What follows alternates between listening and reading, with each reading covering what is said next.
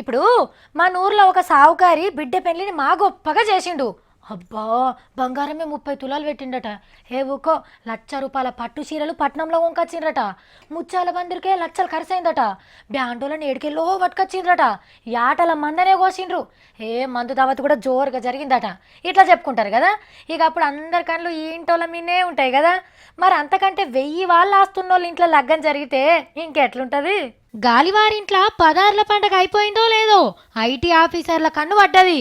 పొద్దు పొద్దుగాలనే సారోళ్ళ ఆఫీసుల మీద పడి మొత్తం షేకింగులు చేసిండ్రు. ఏమన్నా దొరికినాయా లేదన్న ముచ్చట తెలియదు కానీ గాలివారి మీద ఐటీ దాడి అని పొద్దాక బ్రేకింగ్లు అయితే నడిచినాయి. మరి చెయ్యకుంటూకుంటారా?